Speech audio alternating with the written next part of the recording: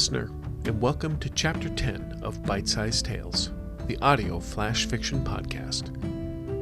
In today's chapter, a wizard's apprentice learns a valuable lesson in patience and curbing their appetite for power.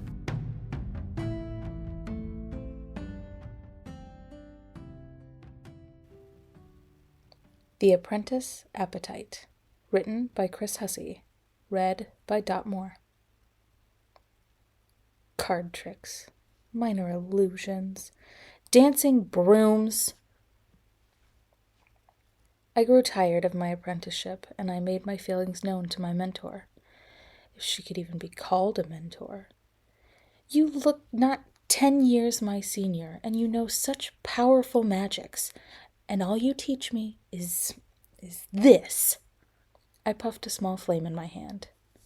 Trentalia, my mentor, looked at me with that damned blank face of hers, her eyes seeming almost vacant. I knew I shouldn't have yelled, but my frustration was as thick as the stew from Rourke's Inn, though mine had been simmering much longer. 6 months. I was her student for 6 months, and minor tricks that would barely entertain children of a royal court was all I was learning. Well, perhaps not all, but certainly it felt as such. To make matters worse, Mentor Trentalia said nothing after my outburst. She merely regarded me with that same blank face I'd become all too familiar with. A stare that acknowledged my existence, but perhaps not any of the words I spoke. I, of course, knew this wasn't the case, but part of me hoped it was. The outburst came on the 2nd mile of a hike that was now in its 7th mile of distance, and my 5th mile of regret. Where we were hiking to, only the gods knew. I knew I would be punished. It was only a matter of time. As an apprentice, I knew better. Respect for my mentor was something that thankfully came quickly when I began my tutelage, but my lack of patience, born out of my privileged life of means, did not know any better, and often reared her ugly head at the most inconvenient times. It was only a few 100 feet more through the hills when we finally came upon it. The ruins of Blankenship. The empty tower of a long-dead wizard, but yet a rather famous one, known not only for his magics, but also, strangely, his love of onions. He raised a multitude of species and apparently made excellent soup. Or so say the legends, anyway. According to Mentor Trentalia, Blankenship also produced a treatise and cookbook on onions and soup. Despite my grumbling about lack of access to the power, I did make sure to attend my studies and know my history. Seeing the ruins, I was impressed at their condition, despite the years. Perhaps Blankenship had some residual magics on his former tower. Moss and vines crept up the sides, but they were far from claiming the entirety of the tall structure. I turned toward Mentor Trentalia. The fatigue and confusion was obvious in my voice. The ruins of Blankenship?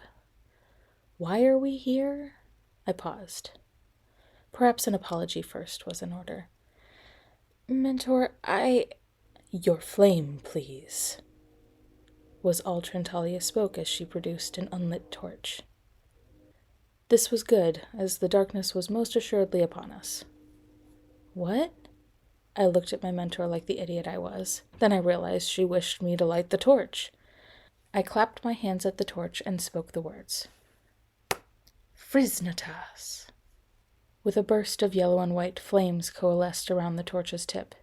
It was quickly followed by the warm orange glow from the lit beacon. Mentor Trentalia locked eyes with me. Her gaze was no longer vacant, but stern and strong. This was it. The punishment was upon me. I imagined all manner of scenarios, from making a shelter and dinner for tonight's campsite, or cleaning all the ivy and growth from the tower's walls by hand. My mentor spoke again. Now, this time, focus on the flame you've crafted and repeat the words. She held up a quick finger as I was about to speak. But this time, change the end of the word to the term for death. It took me a moment to comprehend what my mentor was saying, but I did as she instructed. I focused, clapped my hands, and channeled the power, and spoke. Frisnateloth. I am certain at that moment my eyes must have widened to the size of saucers as the torch's flame immediately turned green.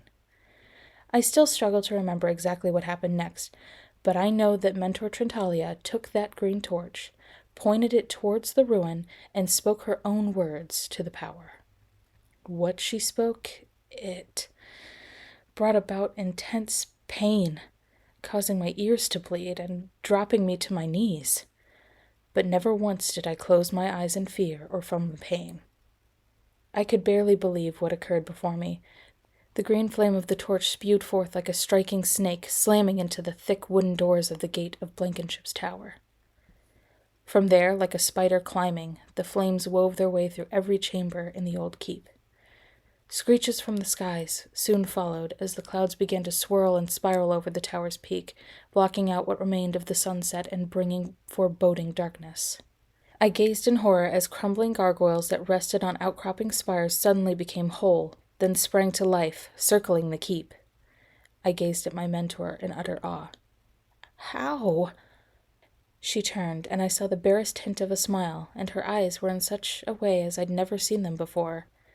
The dead, vacant stare was now replaced with irises alight with glee and rapture. 10 years your senior? Try 100 years, pupil. But you look so young. My voice was weak in the presence of the display of the power. Her eyes flicked to the flaming tower, then back to me. She was bathed in green light, and her teeth now looked as if they were fangs. The greatest magics start with the smallest of tricks. Your impatience blinds you to the true power that awaits.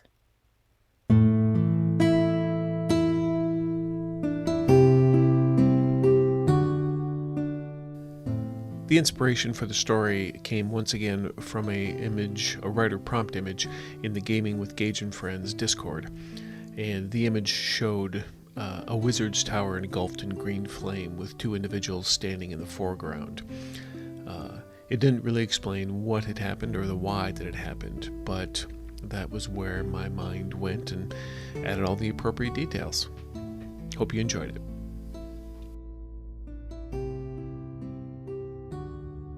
This chapter of Bite-Sized Tales has been brought to you under a Creative Commons Attribution, Non-Commercial, No Derivatives 4.0 International License.